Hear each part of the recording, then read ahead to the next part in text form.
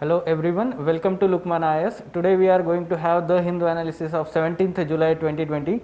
So let us see which are the important articles today that have appeared in the Hindu newspaper and which are relevant for our examination. So not more many articles for our examination. Let us see for mains examination and for prelims examination one by one. So on page number 6 editorial, both editorial are important for today's newspaper. For equal treatment, the article is having the context of Supreme Court judgment on extending benefits of SC/ST to PWDs, persons with disabilities. Okay, so basically what the what the judgment was there, the people suffering from disabilities are also socially backward and are thus entitled to the same benefits as given to SC and ST candidates. Okay, so here the entitlements in terms of, we can say that here first in educational institutions, and second in terms of, we can say, employment. So government employment is also there, and in terms of education, like we know that there are some reservations and some relaxations we know that given to SC/ST candidates. So these two aspects are covered here, and they are saying that yes, they are also having some kind of social backwardness, and they should be treated equally or at par at least with SC and STs. Okay, so let us try to understand how this judgment was, let's say, taken, and the earlier judgment of Delhi High Court. Let us try to understand that also. So in Anmol Bhandari judgment by Delhi High Court in 2012, okay, since PWDs belonging to SC/STs categories enjoyed the relaxation which is provided to SC/ST categories, there is no reason not to give the same benefits to those disabled who are in general categories or OBCs. Okay, and that would bring the parity among all these. Okay, so this was the argument given by Delhi High Court at that time, and now the Supreme Court has upheld that judgment of Delhi High Court and extended these benefits to PWDs. So what was the counter view provided here by the we can say petitioners here? So what the counter view says that it is an attempt to equate physical and mental disability with social disability and experience of untouchability suffered by marginalized sections of for centuries. तो ये बोल रहे हैं कि जो social disability का concept है, हम बोलते हैं कि जो बैकवर्ड क्लासेस या फिर जो कास्ट है, SC/ST कास्ट के जो लोग होते हैं, तो वहाँ पे हम बोलते हैं कि बहुत सेंचुरीज से डिस्क्रिमिनेशन हुआ है, और वो सोशल डिसेबिलिटी जिसको बोला गया है उसको कंपैरिजन किया गया है ये जजमेंट के थ्रू कि वो same at par they will be treated with physical and mental disabilities. Okay, so ये एक आर्ग्यूमेंट है वहाँ पे काउंटर व्यू में. And for instance, social background of disabled persons from the traditionally privileged community may give them an advantage over those suffering from historical social disability. तो इसका मतलब क्या है कि समझो कोई एक PWD पर्सन है जो एडवांस्ड कास्ट से, हम बोल सकते हैं ट्रेडिशनली प्रिविलेज्ड क्लास से बिलोंग करता है, कास्ट से बिलोंग करता है, तो वो उसका कंपैरिजन एक SC/ST कैटेगरी के स्टूडेंट के साथ कैसे हो सकता है? ये एक काउंटर व्यू है उसका. ठीक है, तो overcoming this counter view, Delhi high court had said that abysmally low literacy and employment rates among the persons with disability, और उसको एक सपोर्टिंग फैक्ट भी दिया गया है कि 2001 के सेंसस के हिसाब से illiteracy rate among the disabled was 51%. तो ये हम देख सकते हैं कि जनरली जो नेशनल लेवल का एवरेज जो लिटरेसी रेट है that is above 70%, but for these sections of people it is 51%. So we can understand that they are not having any social forwardness or social we can say status at par with other sections of the society. So way forward can be the Rights of Persons with Disability Act 2016. Now this replaced the earlier act of 1995. Okay, so Persons with Disability Act 1995 was there, and now in 2016 it was replaced by new act, and it raised the quota for disabled from 3% to 5%, as well as it provided incentives for private sector to hire them. Okay तो पहले 3% था तो अभी वो 5% किया गया है Kota in educational institutions. तो ये एक रिजर्वेशन की बात होती है. तो ये एक चीज़ आपको पता होनी चाहिए कि ये एक्ट को हमने फुल्ली इफेक्ट देना चाहिए so that the significant segment of population is not left out of social and economic advancement. ठीक है, तो किस तरीके से मेंस में क्वेश्चन आ सकता है. Social justice is not serve if any section of population left out of social and economic advancement.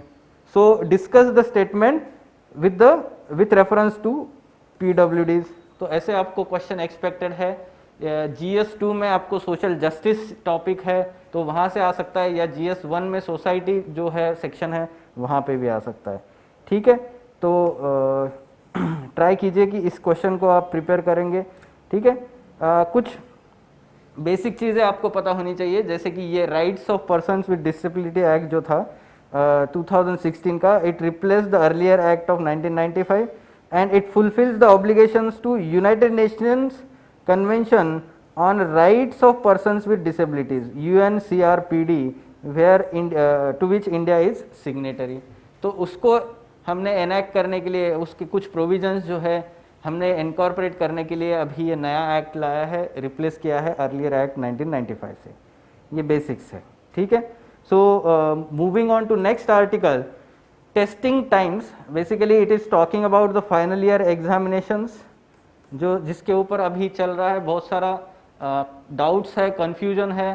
ठीक है, तो उसके रिगार्डिंग अभी जो UGC ने नए एग्जामिनेशन गाइडलाइंस जारी किए थे, ठीक है, 2020 में, तो उस गाइडलाइंस के बारे में आपको पता होना चाहिए. फॉर एग्जांपल पहले तो आप इन गाइडलाइंस को देख लेते हैं, जैसे कि ये हाइलाइट्स क्या क्या है, जैसे कि final year examinations to be conducted by institutions and universities by the end of September 2020. और उसमें उन्होंने 3 मोड्स दिए हैं, 3 मोड्स. उसमें बोला है पेन एंड पेपर या ऑनलाइन मोड और कॉम्बिनेशन ऑफ बोथ. तो जैसे आपको फिजिबल होता है, सूटेबल होता है, उसके हिसाब से आप यूज़ कीजिए मोड. ऐसा यूनिवर्सिटीज़ को गाइडलाइंस दी गई है. ठीक है, exam is mandatory for students who have backlog. तो जो लोगों का बैकलॉग है सब्जेक्ट, वहाँ पे तो मैंडेटरी है, कंपलसरी है स्टूडेंट्स को एग्ज़ाम देना. ठीक है, तो such students must be compulsorily evaluated by conducting exams. ये 3 मोड जो दिए है. ठीक है, बाकी इतना इम्पोर्टेंट नहीं है इसमें. However, we need to know that the article that it is talking about here there are some arguments against conducting final year examinations during this COVID-19 pandemic time. So what they are saying that to expect such large number of students to give this examination is something counterproductive to whatever we have done up till now to tackle with this disease. So coronavirus infection is not always mild among the young people, rather we can say that in addition to that, youth with mild symptoms might pass it on to older family members who can become seriously ill. तो ये एक सबसे बड़ा concern है. हम देखते हैं कि स्कूल्स कॉलेजेस इसी वजह से बंद किए गए हैं ज़्यादातर, कि जो यंग पॉपुलेशन है, ठीक है, कहीं ना कहीं उनकी इम्यूनिटी ज़्यादा होती है. However when they become the carrier of this virus and when they go back और return to home, that may infect to the elder people at home, and that's why there are chances of let's say infection. So many large universities have shown commendable alacrity in devising alternatives to evaluate students in the present circumstances, like they have chosen the formula that uses best performance of students. ठीक है, तो वो internal exams वगैरह जो होते हैं, या mid semester exam जो होते हैं, या फिर असाइनमेंट्स दिए जाते हैं, राइट. हमें पता है कॉलेज में कैसे होता है. ठीक है, फाइनल ईयर एग्जाम से पहले बहुत सारे exams, test, surprise test, quiz होते हैं, बहुत सारी चीज़ें होती है, राइट. तो उसके ऊपर कहीं ना कहीं उनके पास रिकॉर्ड्स रहता है एक ओवरऑल इवैल्यूएशन के लिए स्टूडेंट का. ठीक है, तो बहुत सारी यूनिवर्सिटीज़ और कॉलेजेस ने वो उसको इवैल्यूएट करके स्टूडेंट्स को फाइनल ईयर का हम बोल सकते हैं कि मार्क्स कंक्लूड कर दिया है. ठीक है, तो एक हम बोल सकते हैं सपोर्ट में ये आर्गूमेंट देना चाहिए कि yes, there is possibility, there is alternative available to us to, let's say, evaluate. And similarly, many states have taken the step to, let's say, avoid this conducting final year examination. For example, Punjab, Maharashtra, Odisha, West Bengal, and now Delhi also decided to not go with conducting this examination. Okay, so basically यहाँ पे arguments, counter arguments, बहुत सारी चीज़ें हो सकती है, जैसे कि हमें पता है कि सेंट्रल गवर्नमेंट क्यों इतना इंसिस्ट कर रहा है, ठीक है, तो कहीं ना कहीं हमें ये चीज़ भी पता होनी चाहिए कि जैसे हम बोलते हैं कि एग्ज़ाम कंडक्ट करना क्यों ज़रूरी है या फाइनल ईयर का एग्ज़ाम कंडक्ट करना ज़रूरी क्यों है, तो उसके लिए एक हम इसके अगेंस्ट कुछ आर्गुमेंट भी तैयार होने चाहिए, ठीक है, ये एक ही साइड का पूरा एडिटोरियल है समझो, ठीक है। तो अभी तो सितंबर मंथ के लिए टाइम है, right, so may be the government will say that after that again postpone for 1 or 2 months. However, conducting examination is also important to evaluate, let's say, performance of the students, because that is the final year examination. Because after that there will be the graduation certificate, graduation marks, that will be the permanent marks of the student, and the employability of the student will decide on that marks also. Okay, so that is again an important factor wherein there should be objectivity and merit should be considered. Okay, so again we can say that that is the argument, and maybe central government is focusing on that aspect also, and therefore they are insisting on conducting this examination. Okay, तो आपको दूसरा argument भी पता होना चाहिए, ठीक है। तो इंटरनेशनल एग्जाम्पल में आप एग्जाम्पल दे सकते हैं कि जैसे यूएस में बहुत सारी यूनिवर्सिटीज़ ने क्या कर दिया है, तो पहले सेफ्टी के ऊपर फोकस दिया है, और इसलिए उन्होंने जो इंटरनल एग्ज़ाम्स होते हैं या फिर क्विजेस होती है, इंटरव्यूज़ लिए जाते हैं, वाइवाज होते हैं, उसके ऊपर एक ओवरऑल इवैल्यूएशन करके उन्होंने उसका मार्क्स जो है वो ये दे दिया है। हाउएवर ठीक है, हमें पता है अभी तक कोई फाइनल चीज़ हुई नहीं है, इसके ऊपर भी हम फॉलो अप रखेंगे, ठीक है, आगे भी आर्टिकल्स आएंगे। So way forward can be any decision to reopen institutions and conduct examinations requires careful assessment of local conditions, और लोकल कंडीशन सबसे ज़्यादा किसको पता होंगे अच्छे से, स्टेट्स को। So that's why state should have, let's say, final say in decision of conducting this examination. तो ये एक आप स्टैंड ले सकते हैं, ठीक है। तो आपको कुछ चीज़ें पता होनी चाहिए। प्रीलिम्स के लिए भी इसी आर्टिकल में मेंशन है, जैसे कि हायर एजुकेशन जो है या कोई भी एजुकेशन जो है वो कहाँ पे आता है, कॉन्करेंट लिस्ट में आता है, ठीक है। पहले वो स्टेट लिस्ट में था, बाद में उसको हमें कॉन्स्टिट्यूशन को अमेंड करके हमने उसको क्या कर दिया है, कॉन्करेंट लिस्ट में ऐड कर दिया education, including technical, medical and other universities.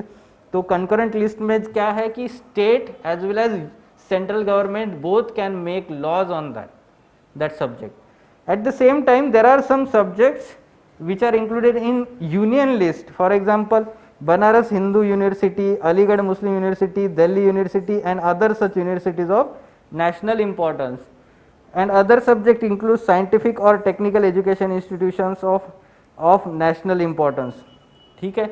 तो ये जो है वो यूनियन लिस्ट में आते हैं, उनके रिगार्डिंग सारे रूल्स रेगुलेशंस जो लॉज हैं वो सेंट्रल गवर्नमेंट बनाता है, ठीक है। तो ये एक बेसिक चीज़ आपको उसमें पता होनी चाहिए, ठीक है। हमने गाइडलाइंस के बारे में अभी पढ़ा है। तो moving on to next article, no postal ballot facility for voters above 65। So what the article is saying that the election commission has decided that the postal ballot facility which was recently announced by the law ministry on 19 June, that those who are having age above 65 now they will be allowed to have or opt for postal ballot. However, this provision will not be implemented due to logistical challenge in Bihar Assembly elections. जो अभी elections होने वाले हैं Bihar assembly के लिए, तो उसमें ये प्रोविज़न नहीं इम्प्लीमेंट होगा।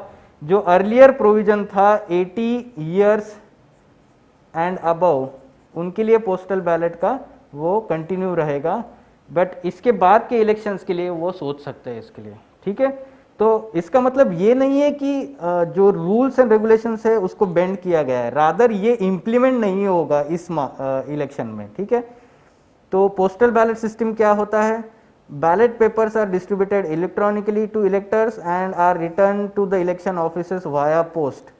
तो देते वक्त इलेक्ट्रॉनिकली है बट लेते वक्त पोस्ट से आता है वो, ठीक है, इलेक्शन कमीशन को। तो करंटली किसको किसको अलाउड है ये पोस्टल बैलेट के लिए? सर्विस वोटर जो होते हैं, पर्टिकुलरली आर्म फोर्सेस या फिर जो आर्म पुलिस फोर्सेस जो होते हैं स्टेट में, गवर्नमेंट सर्वेंट्स पोस्टेड अब्रॉड, जो हम बोल सकते हैं कि इंडियन फॉरेन सर्विस के कुछ ऑफिसर्स होते हैं, ठीक है, या फिर वोटर्स ऑन इलेक्शन ड्यूटी जो होते हैं, voters under preventive detention, people with disabilities and those who are above 65 और ओल्डर। पहले ये जो था क्राइटेरिया 80 एंड ओल्डर था, ठीक है। तो ये अभी कोविड-19 को मद्देनजर रखते हुए we have decided, the government has decided that they will allow this elder people with age 65 and above to opt for postal ballot, ठीक है। तो इसके ऊपर कैसे क्वेश्चन बन सकता है, ठीक है, इसके बारे में पहले भी हमने डिस्कस किया था। कब किया था वो? 27 जून का आप द हिंदू एनालिसिस देखिए, उसमें ये लॉ मिनिस्ट्री ने जो लाया था 19 जून वाला, तो वहाँ पे हमने यही डिस्कस किया था डिटेल में। So what kind of question we can expect here? So consider the following sections of citizens of India. तो ये आपको चूज करना है इसमें से कि ये पोस्टल बैलेट सिस्टम किसको अलाउड है इंडिया में एट प्रेजेंट, ठीक है। तो आपको ये अपडेटेड इंफॉर्मेशन पता होनी चाहिए। Fine, moving on. India registers a steep decline in maternal mortality ratio. तो डेटा रिलीज हुआ है रिसेंटली, रजिस्ट्रार जनरल के सैंपल रजिस्ट्रेशन सिस्टम का जो ऑफिस है वहाँ से उन्होंने एक बुलेटिन जारी किया है। तो उसमें उन्होंने बताया है कि 2016 से 18 का जो टाइम पीरियड है उसमें 113 ये जो 113 जो है MMR हुआ है। It has declined from the earlier 112 और उससे पहले 130 था 2014 से 16 से, ठीक है। दो state which are having the highest MMR they are Assam, Bihar, MP, Chhattisgarh, Odisha, Rajasthan, UP, Uttarakhand. You can see that UP, Assam and MP, Chhattisgarh, they are having very high level of MMR, maternal mortality rate, while southern states registered lower MMR, ठीक है। तो चारों state जो है वो बहुत ही कम, क्या बोलते हैं हम, MMR होता है। जो हमेशा उनके हेल्थ इंडिकेटर्स है, जो सोशियो इकोनॉमिक इंडिकेटर्स जिसको बोलते हैं हम, वो अच्छे होते हैं साउथर्न स्टेट। तो प्रीलिम्स के लिए हमें क्या इंपॉर्टेंट है? MMR is defined as the number of maternal mortality maternal deaths as per 1 lakh live births. ये आपको पता होना चाहिए। यहाँ पे आपको कंफ्यूज किया जा सकता है 1000 या फिर 10,000 देके, ठीक है। तो वो 1 लाख है लाइव बर्थ्स पे। तो इसी तरीके से IMR भी होता है, ये आपको पता होगा, infant mortality rate. Now what is the definition of infant mortality rate? It is we can say that the number of infant deaths per 1000 births, or we can say within 1 year, ठीक है। तो ये एक साल में जब बच्चा होता है तो उसके एक साल में उसकी डेथ ऐसे कितने बच्चों की होती है, उनको इन्फेंट मॉर्टेलिटी रेट बोला गया है, ठीक है। तो वो पर 1000 में काउंट होता है, ये 1 लाख में काउंट होता है। Next is sustainable development goal, जो थर्ड गोल है उसमें टारगेट 3.1 हमारा क्या है? टू रिड्यूस MMR टू 70 पर 1 लाख लाइव बर्थ्स, ये हमारा टारगेट है। हम काफ़ी पीछे है अभी भी, 113 मतलब नेशनल एवरेज, ठीक है। Maternal mortality in a region is a measure of reproductive health of women, okay, and as per WHO maternal death is the death of women while pregnant और within the 42 days of termination of pregnancy. तो ये कुछ basic information आपको पता होनी चाहिए। तो question कैसे आ सकता है प्रीलिम्स में? यहाँ पे मैंने जैसे बताया आपको, यहाँ नंबर में कंफ्यूज कर सकते हैं, ठीक है। ये SDGs पता होने चाहिए आपको, और ये तो बेसिक्स है, कंसेप्चुअली आपको पता है कि रिप्रोडक्टिव हेल्थ का एक इंडिकेटर है maternal mortality rate. Fine, so prepare such kind of MCQs। आपको ऐसे ही सिंपल क्वेश्चंस एग्जाम में पूछे जा सकते हैं, बट आप कंफ्यूज हो सकते हो उसमें। Fine. So these were important articles, captions and quotations. Yes, we have seen that in social justice part, वो जो सुप्रीम कोर्ट का जजमेंट वाला जो आर्टिकल है, तो हमने देखा है वहाँ पे कि ये अच्छे जजमेंट का एक स्टेटमेंट है दिल्ली हाई कोर्ट का, और ये आप एसए में भी लिख सकते हैं और GS2 में भी लिख सकते हैं, ठीक है। तो एसए जब भी आएगा सोशल जस्टिस के ऊपर, दिव्यांग पीपल के रिलेटेड कुछ लिखना है आपको, तो ये स्टेटमेंट यूज़ करने चाहिए। Fine, so this was about today's the Hindu newspaper. For further information regarding editorial discussion classes wherein in-depth analysis of all these articles is done by Ansari sir and team, you can contact Lukman IAS. Thank you.